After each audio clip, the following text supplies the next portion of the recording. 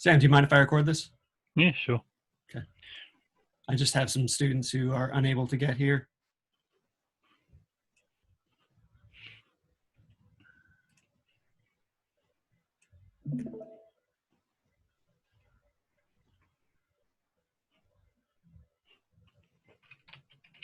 Okay. We might get a couple more trickling in, but I feel like, out of respect for your time, we should just get started. All right, Sam Barham, thank you very much for joining us today. As a quick introduction, Sam, you are the Chief Balancing Monkey at Balancing Monkey Games, right? Yep. And you guys have just released Before We Leave on Windows. And you've released it on the Epic Store, correct? Yep. Is it on Steam yet? No. Is So it? it's exclusive to Epic for the moment. Okay. I would love to hear about that decision, but clearly you've been working on this for quite a while. And I think my students would love to hear about the process in designing the game and continuing and having the resiliency, both in terms spiritually, but also in terms of design and financially in terms of bringing the game to fruition and how that process has went. So congratulations on the new game. It looks fantastic. I've been following it for a while on the Twitters. And it's been really, really cool to see the development from 18 months ago to now. It's been really quite impressive. Thank you. So I'll hand you over to Sam Barham. Cool. So I'm figuring I'm going to witter on randomly for a while and then, I don't know, take questions or something. And I was thinking about what I was going to say this morning. And I think the short version, unfortunately, of what I need to tell you is be lucky. But I'm going to tell you the longer version, which hopefully has more use to you. So the summary of my development journey is I've been a software developer for 22 years now. I've worked in children's animation and live sports TV graphics and DevOps, and I worked in game dev for a couple of years about a decade ago. So I've done a bunch of stuff. And then about 4 years ago now, my wife finished her master's, and the deal was, she'd been spending the last year or two locked away in the study, writing her master's dissertation. So now it was my turn to do something, and I wanted to have a go at game dev just as a hobby. So started learning Unity, started trying out game ideas, went through a couple of prototypes. One was too ambitious for where I was at that point, and one I was working on for quite a while, and all the people trying it were like, yeah, it's okay. And eventually I listened to them and went, yeah, that's not good enough. It needs to be more than okay. So eventually I settled on making what was called became Before We Leave. And then, so I worked on it for a while, and then I submitted it to the Kiwi Game Starter competition in 2018. And I was a finalist in that. And I didn't win, but the woman who won totally deserved it. She'd been like a finalist 3 years running. But because of being a finalist in that competition, someone who was a successful game dev looking to sort of pay his success forward came to me and said, do you want some money? And I assumed he was like, do you want a couple of $1,000s to help you out with a few art assets or something? But no, he gave me funding to work full time for a year and enough money to hire on a proper artist and get some, marketing get done and all that sort of thing. And it just kind of grew from there. And so we had a really strong announcement trailer, partly because I had a marketing guy actually helping me make it not crap. And then I haven't actually asked, but I assume because of that strong announcement, and we got articles in Rock Paper Shotgun and Kotaku and all the places, Epic and a few other people came along and said, do you want to talk about releasing a game on us or publishing with us, or various different conversations. Eventually decided that Epic was the right place to go, and now I'm here. So the short version is, like I said, I got lucky. I got offered funding. Um, and I don't know how much of that is white male privilege and how much of that is I was in the right place at the right time, um, or however you want to put it. But I think the more important lesson is the other things that I did to get there. Um, and one thing that I did um, was early on when I was still, so I think I'd settled on making Before We Leave, but I was just early in the process. There was a thing called Pro Indie Dev, which was an online game development conference run by a guy called Gabriel Del Santo from Brazil. And it was a free online video like conference thing, a bunch of videos of established game devs. And all they were talking about was how to be successful as an indie developer.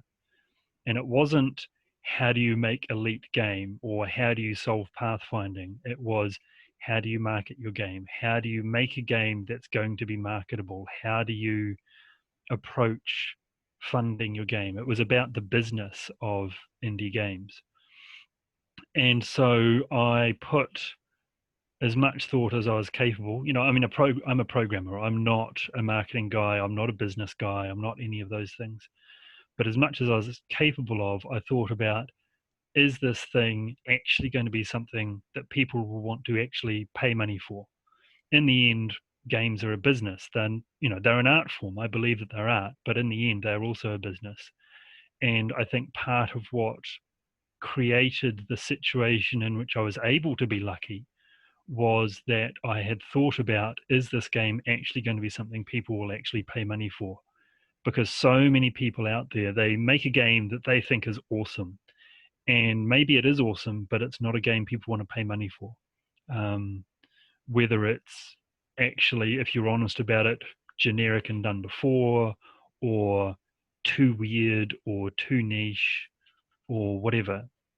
And games like those can be successful. They sometimes find their niche, find their audience, but you're leaving too much in the hands of random chance. Whereas if you put in the effort to think about your game as a business proposition, as a thing that needs to be noticeable by the masses and make money, then you're doing your best to bend luck in your favor, is basically what I think is the thing. So yeah, that was kind of the thing. And to answer your other question, or witter on about your other question, you're asking about the resiliency to make the game. Partly, honestly, I'm just a conscientious person. Like looking back at all my old school reports, it was all Sam's very conscientious. Sam's very conscientious. So here I was. My wife and kids were sacrificing time with me so I could do it as a hobby while I was doing that. And then some person had put money behind me, so there was no way I was going to waste that. And there were challenging times. There were times when I was like, oh, the creative journey sucks. I don't want to do this anymore. But you acknowledge that. You go, oh, that was yesterday. Today I've got a job to do and people to pay back, whether it was financially or in terms of their emotional investment into me. So you pull up your socks and you do it again. Yeah. I don't know. That's my random spiel. All right, to follow on that real quick. Yep. So you did get, you got some funding, which is awesome. Can you talk a little bit more about the pressure to complete based upon paying back that funding? Like, were there conditions associated with it, or was it just an angel investment, one time only? Like, how did that end up working out for you? I don't know. Don't want to say it was an angel investment because I'm not quite sure what people think that means, but I guess that was basically it. So it was pretty much just, here's some money. When it sells, I get a chunk. He gets a chunk of the profits until he's paid back and then some. Okay, so that was kind of the deal, was that it was based upon royalties. Yeah. Okay. Yeah. But just a limited amount. Like he doesn't get 10% forever, and he doesn't own a portion of my company. He just gets paid back a lump, which is more than he put in, which is fine. Um, yeah. Was that a pretty straightforward process in terms of making the contracts and signing it over? It took a bit of back and forth to you know. Um, I think there was a certain amount of he and I didn't really care, but our lawyers were like, "Oh, we've got to do this and that, and we've got to have these things in the contract." Um, but we got there in the end. It wasn't too bad. And did he have expectations for when you would deliver? No, I mean the funding. I had to give him a budget, and the budget gave me a certain amount of time. And I've wound up taking longer than that time, but that's fine. I got other funding and stuff like that. Um, but yeah, there was no sort of. I mean, he wasn't doing it to make money. Right. It wasn't an investment to make money. It was an investment to help another game dev and pay his luck forward, kind of thing. That's fantastic. Mm. So, like I Uh, said, I mean, that's a large chunk of it. Is I got super lucky, um, but you can create the situation in which that luck is more likely to happen than not. okay. Mm. If the students have any questions, please feel free to jump in. I've got a series of questions that I would ask. So uh, if anyone wants to jump in a question, let me know. I think the next question that I'd be curious about is um, you were describing your process of in pre-production, kind of prototyping it out and trying to figure out whether it was actually fun and something that people will want to play. Yeah. How did you go about determining that before we leave was the thing to do? Um,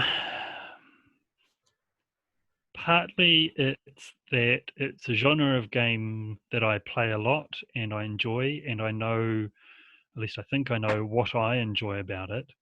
And I figure, within reason, if it's a game that I enjoy, other people will probably enjoy it too. Um, and the other thing is getting friends and family and stuff to try it out. Now you've got to be very careful with feedback from people because of course they're going to be nice. If they don't like it, then they'll say something that still sounds as positive as they can about it. I mean, even like if you're doing, like we did a closed alpha and beta test, um, and I was aware that the people in those tests felt a little bit privileged by the fact they were in there in the first place. So their feedback was going to be just a little bit more skewed towards positive than it might otherwise have been. But I mean, basically, if you're putting it in front of people who like games and ideally like the kind of game you're going for, and you listen for what they're saying between the lines, if they're skewing positive because they're your friend, then that's pretty good. I imagine there's a certain amount of just kind of, I don't know, instinct or whatever that you gotta just, I don't know. So did you? I mean, you showed it at the Kiwi competition. Yep. You must have got feedback there. Was there other sort of open playtesting that you did before you kind of entered into that production phase where you had funding for it? Not a lot.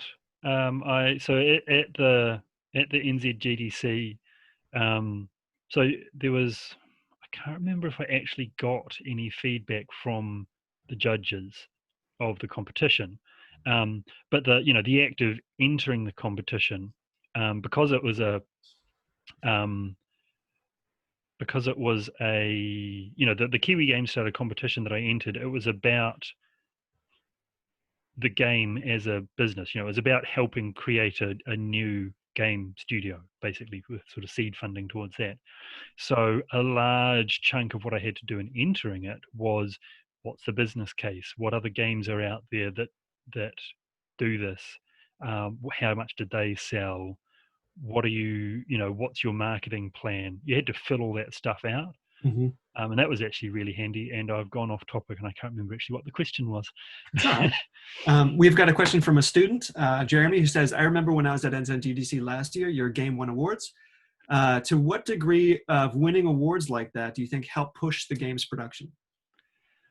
So financially, not a heap, to be honest. One of the pieces of feedback I did actually get about the first year I entered, the year I didn't win, was one of the reasons I got in was it was clear to the initial judges that I didn't see this as the money that would entirely fund the game. They'd get lots of entries which like, oh, this money will help us to completely fund our game from start to end. And they're like, no, it's like 2 or 3 months of, it's enough to run a couple of people for 2 or 3 months. It's not enough to finish a game. So it's a very nice prize and it's awesome and it's a great thing, but financially it's a small piece. But I mean, just the honor of being chosen and gives you that extra mental boost, that extra kind of emotional. This is something that other people have played and believe in. That was huge. Yeah. Cool. All right, so there's another question. Who is better for, this is from Lauren, who asks, who is better for feedback in QA, random playtesters or other developers? Is there a bias where one ends up being more helpful than the other? Both have their place, to be honest. So other developers will give you more helpful feedback. It'll be more accurate. It'll be more well thought out. There's more chance that they'll get to the nub of what the issue actually is. But they will also naturally skate over things that they're like, oh yeah, they'll have noticed that. They'll get that fixed up. Whereas random playtesters that don't know the software development process will report all kind of random stuff that you wouldn't even think of, and it will be perhaps unhelpfully reported. Like it won't be used, they won't have a reproduction case or anything like that. They're like, oh, this is broken. But if you can still dig into that and try and figure out what the problem is, and often the problem is completely nothing to do with what they've reported. They'll say something's broken and you look at it and go, actually, no, that's working the way it is. Their expectation is broken, but that's still a bug. How can I fix their expectation? The, Which ends up being the more of a user experience thing than yeah, yeah. The user experience is broken, even if they're technically or completely wrong. Still, the fact that they came to that conclusion needs to be thought through. But yeah, so they both have their place. Yeah. See that. Okay, so I've got I've got a couple questions about the decisions you've made and how you came to them. The first one I think is just simply why Unity. Because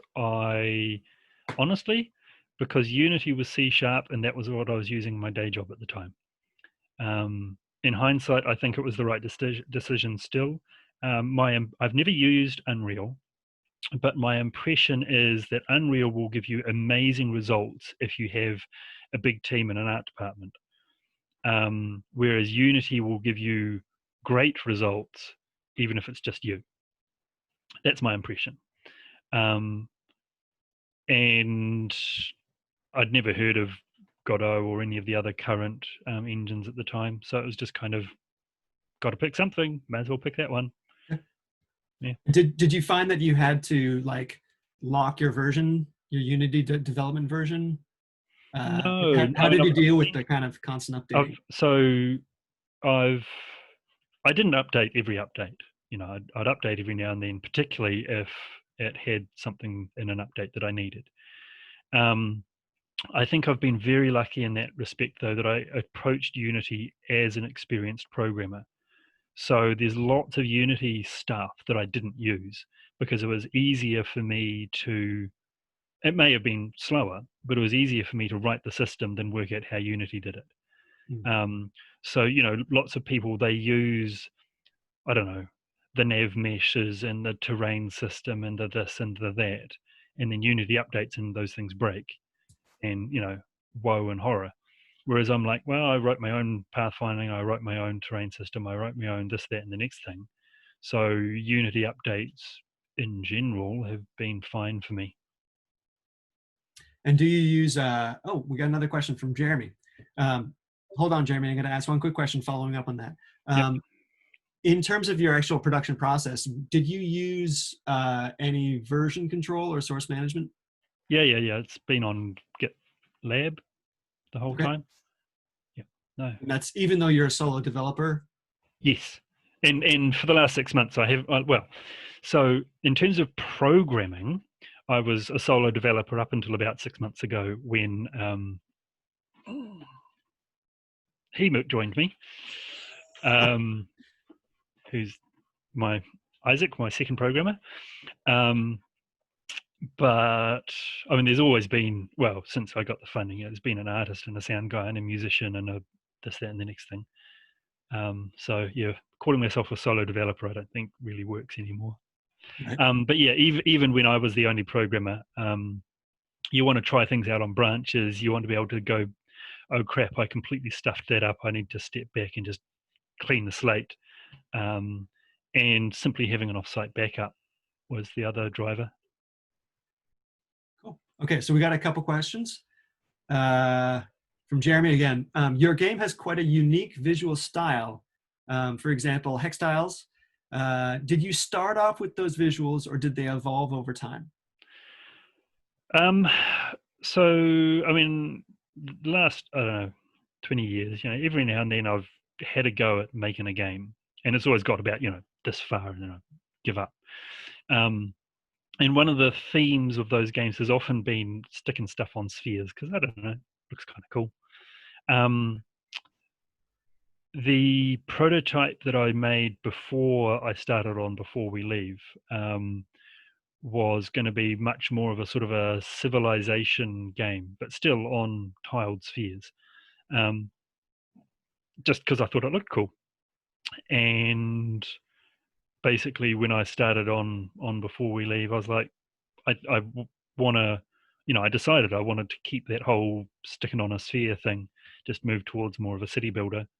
So I kept it. So yeah, that's kind of been in terms of the hex sphere, the tiling and everything. That's kind of been it right from the start. Has the addition of a full-time artist changed the aesthetic of the game over time? Yes, actually. So so the initial thing I showed at the first NZGDC, I just had a bunch of low poly assets from, is it called Cinti Studios? Yep. They're a New Zealand place. Yep. So I was just using their assets. And then when I brought the artist on, I ended up looking on ArtStation and finding someone who kind of matched the style I already had. And so, the initial stuff that I got him to make was still relatively low poly, low. I was concerned about poly counts and stuff. But over time, we've kind of evolved things to be a bit more polished. And then Isaac turned out to be a whiz at far more than me at the shader stuff and the making stuff look pretty stuff. So that's a lot of sort of like the nice atmosphere and the glowy stuff and all that kind of thing was him just kind of playing around and saying, hey, maybe we can do this. And that evolved it a lot. Yeah, There was quite a lot of shader development too then. Yeah. Cool. Okay, I got another question for you in terms of your choice. Mm-hmm. Clearly you chose Epic as the store that you wanted to start off with, at least. Has that like what, we don't need to know the exact details, but like what were some of the aspects that influenced that decision, and have they been good to you so far? So I'll answer the first part second part first. They've been great to me. They've been really nice to work with. I did at one point have a call with Steam, and they were lovely too. But so yeah, chose to go to Epic. So basically, it turned out that after we did the initial announcement of the game, a bunch of people turned up saying, "Hey, do you want us to publish your game?" And a lot of them were like, "I've never heard of you. Why on earth would I want to have a conversation with you now?" But a few of them were places I'd heard of, and so had conversations of varying lengths and varying amounts of contract looking at and all that sort of stuff. And I mean, honestly, it boiled down to Epic were offering me the most money. But that's not a I want to be rich decision. That's a I want to keep doing this decision. And, it was like, if I go with Epic, I know I'm going to have enough money to do this again. If I go with Steam, via a publisher or by myself or whatever, I might have enough money to do this again. So it was that significant. Well, no, because with Steam, there's no guarantee. You've got a bigger audience, right? But there's far more games. There's far more chance you'll just sink without a trace. Right. Whereas going on Epic, I had a certain guarantee of how much I would get. So it was, if I go on Steam, I might be successful and I might make more money. If I go on Epic, I know I'll make enough to be able to make another game and keep on doing this. And that's kind of what it boiled down to is, I've got a mortgage to pay, I've got a family to feed.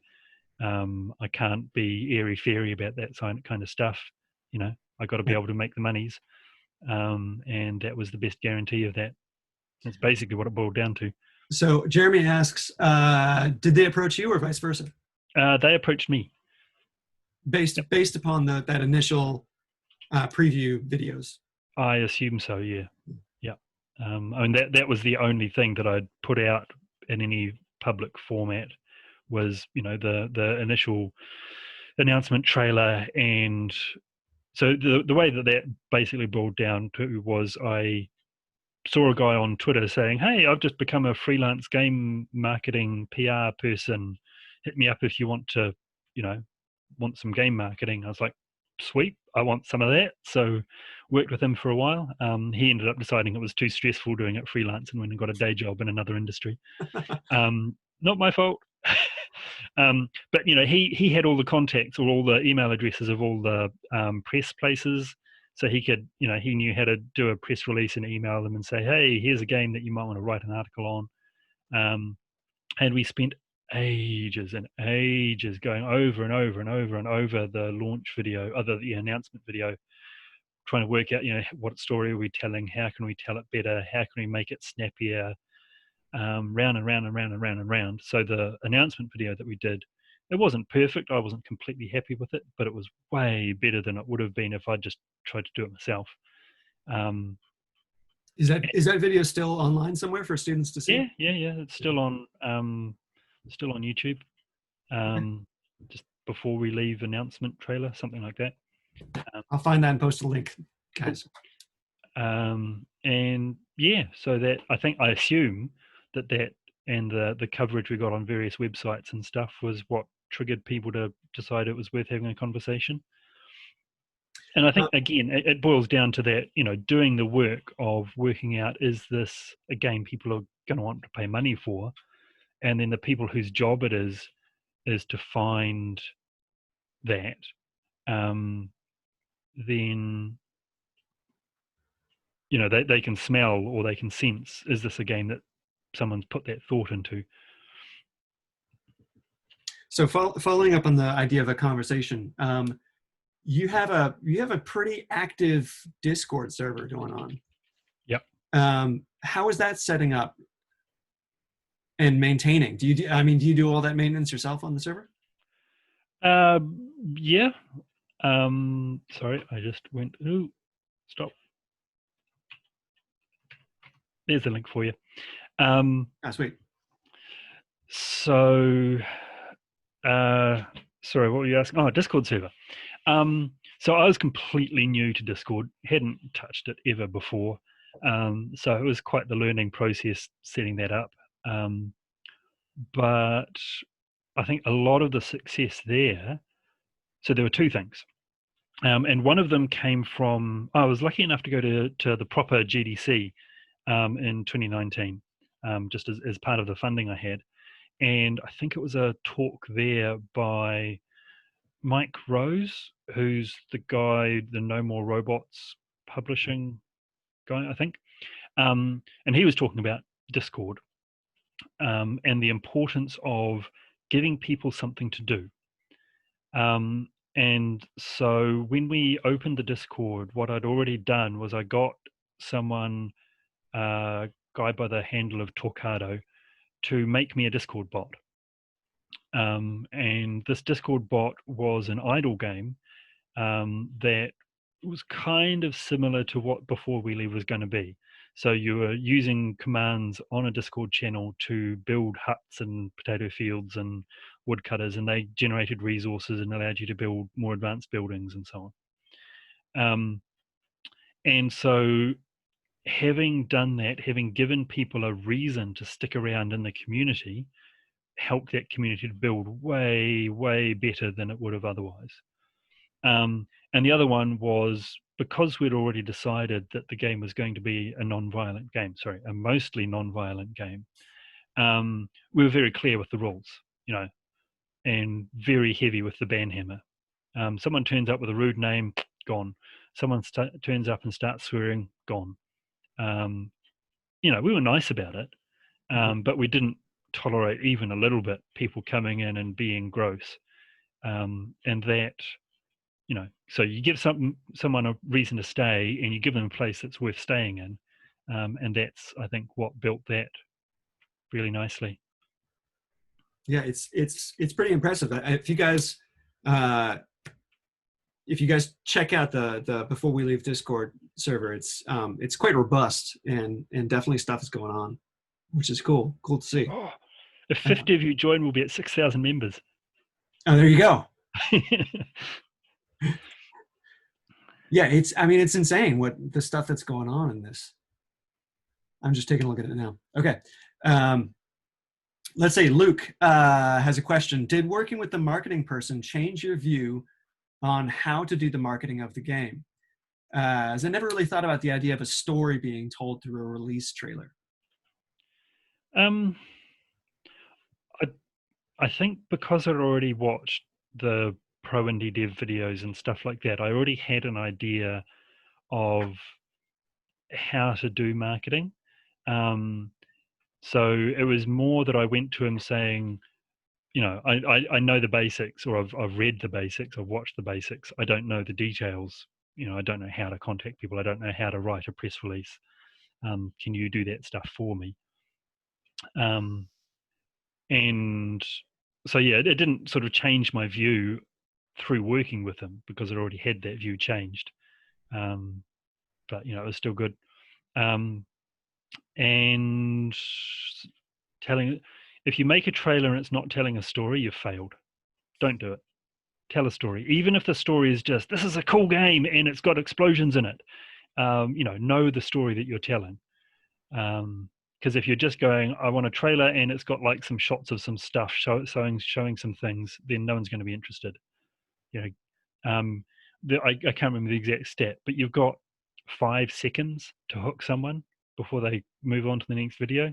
So if your 5 seconds doesn't give them a reason to watch the next 10 seconds, and if that doesn't give them a reason to watch the next 30 seconds, they're not going to watch your video and get to the call to action at the end. So you've got to have something that hooks them, and that's going to be some kind of a story. Okay, we got another question from Jeremy. Was it a tough decision to bring other team members on, or had you always planned on it once funding allowed? So before the funding was offered, I assumed I was going to be doing this all myself because I had no money to fund anything. As soon as the funding was offered and it was made clear to me what it was, then, bringing in an artist and someone to do a bit of sound work and so on was always going to be the thing, because that was kind of part of what the funding was for. And then bringing in Isaac to help with the programming. That was it. I can't remember who the advice was from. Possibly again from the Pro Indie Dev or somewhere similar like that. And I'm aware I'm saying that a lot, but anyway, was the period just around release, you're going to be completely slammed. You need someone else there to help out with post-release bug fixing. And I was like, okay, I need someone with post-release bug fixing, but if I hire someone 2 weeks beforehand, they're going to be worse than useless.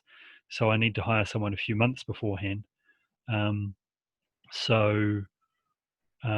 the release ended up being pushed back a couple of times, but a couple of months before I intended to release it, I was like, right, I need someone to be working now. Better go hire someone. So yeah. And was kind of following up on that, because you guys have it looks like you guys have a space that you're using. We work out of the back room of my house. So, but was it a difficult process? Like, did you? And again, I'm from the States, so I'm not sure about how it all works in New Zealand yet. But did you incorporate? Did you set up as an LLC or some sort of limited liability organization before you started hiring? Yes, yeah. So I started ages ago. My mate of mine and I had a company making iPhone software. Just as a hobby. We released, I don't know, like a budget tracking thing and a Conway's Game of Life thing. I don't know, they weren't very good. So I'd made a company before, and making a company is super easy. It costs like $100. And sure, you got to do like accounting stuff and things, but it's pretty trivial. And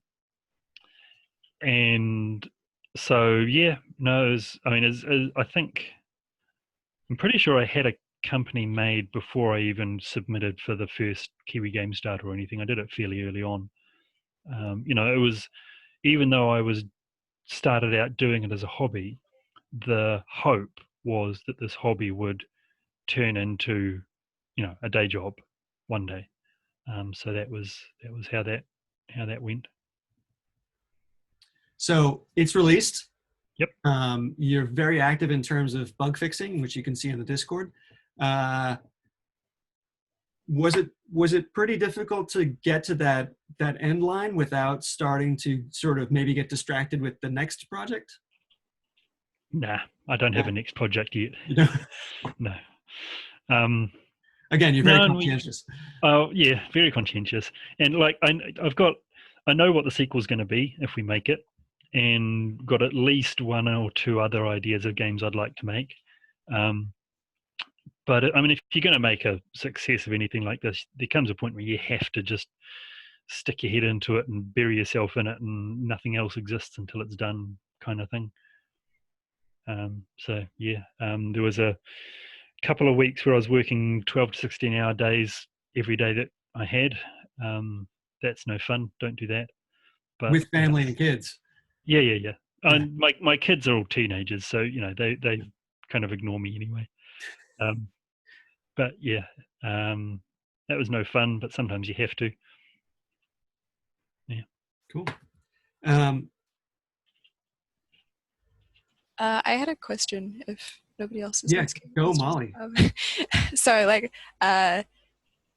as like a programmer mainly, I guess, like coming into making and developing games, kind of doing it all yourself, what was like the hardest aspect for you to like learn, I suppose, outside of like coming into game dev?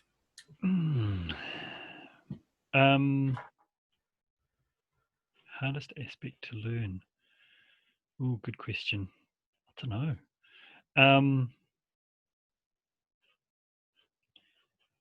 I mean, the stuff that was furthest outside, because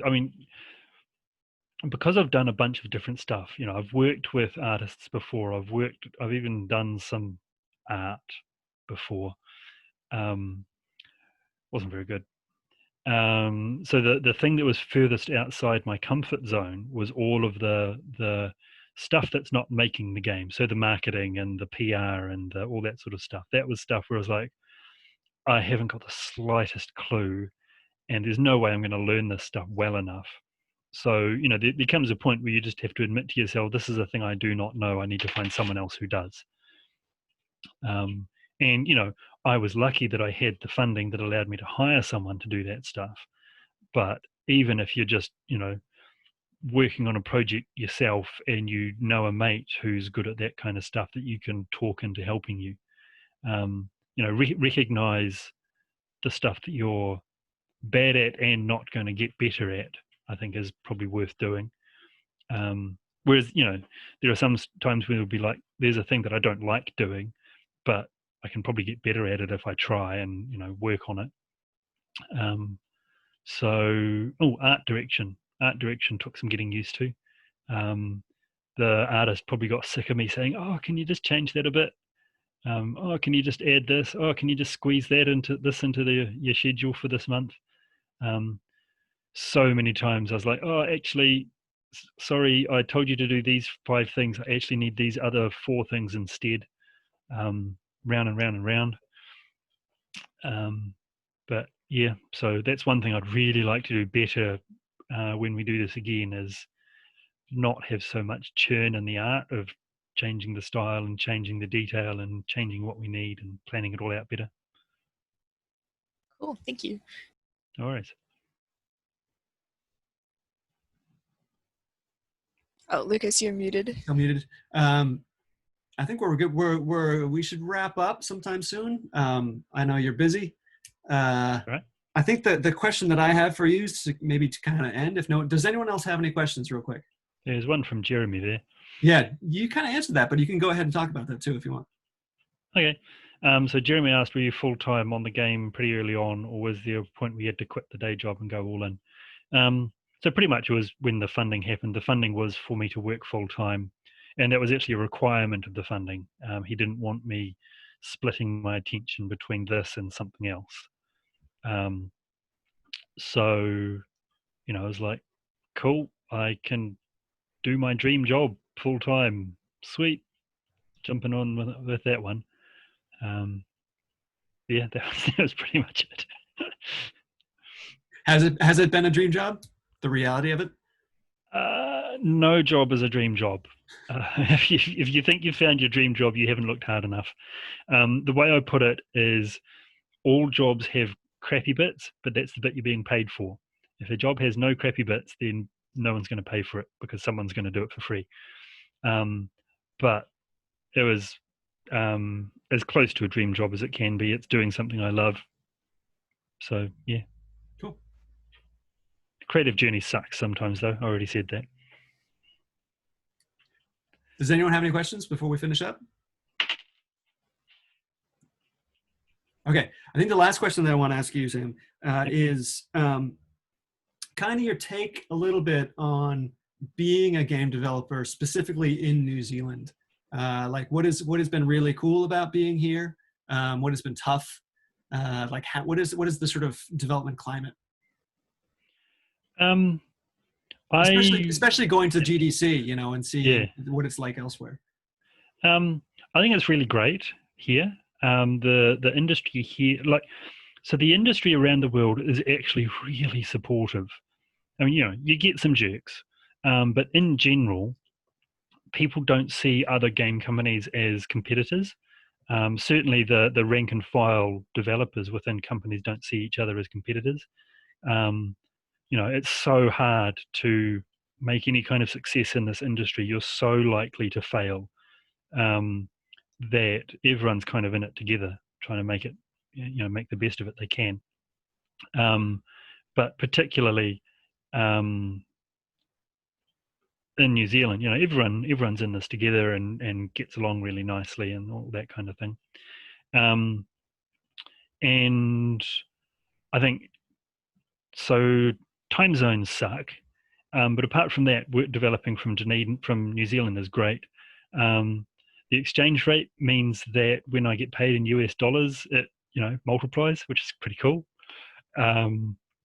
And I mean, developing, you know, because everything's so distributed these days, developing with people around the world is pretty easy. You know, the artists in Poland, the composers in England, the marketing people are in the US, sound guy's a New Zealander, you know, so we can, but not in Dunedin. So, you know, I've never even seen my artist, never had a video call, never had a phone call, so I don't even know what his voice sounds like. Wow. Okay. It was all done by text. But, you know, it worked out. And, you know, I mean, New Zealand's such a nice place to be, especially, you know, highlighted by current world stuff. We've got our issues, but they're not as bad as some places. And yeah, it's a lovely place. The development community is so supportive. It's great. Cool. You guys all heard that, Did that right? answer your question? Yeah, absolutely. It's a really good place to be working right now. Okay. Sam, thank you so much for your time. We really appreciate it. No worries. And I know these guys are all going to go out and not only join the Discord and get you to 6,000. Cool. Everyone's going to buy the game, right? You're all nodding. Yep. Virtually. We're going to buy the game. Sam, I gotta say, I'm stuck on a Mac. I have yet to try it. Oh, So I'm gonna put a vote in for that. You know you can do it. Yeah, maybe. The way I've heard it, and you know, everyone has their own take. The way I've heard it is, particularly for Linux, but also for Mac, you make far less sales. Oh, for and sure. You get way more support requests. Oh, yeah, for sure. So financially, they're like, I don't know if this is actually worth it. Yeah. To be honest. Yep. But we'll see. Okay. I'm waiting. Yeah. I'm getting suggestions for running virtual Windows machines. Yeah, we'll see. You can do it. Yep. Okay. Sam, thank you so much. Balancing Monkey Games with Before We Leave. You guys should go check it out. Thank you so much. Thank you. See ya. Bye, everyone. Year 3 students, stick around. Oh, okay.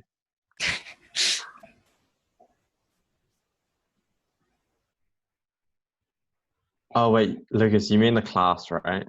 Yeah. Haha. Is that you, Hayden? No. I mean, it could be. It could be. Okay. I'm going to stop recording this. But Lucas, get Oscar to teach you wine if you don't know it already. Yeah, I know about it. It's just another thing. Okay, I got to end the meeting if I'm going to record. If I'm going to end the recording, I got to end the meeting. So let's hop on Discord. Right now, go. Year 3 on Discord. Okay, well, this is where I say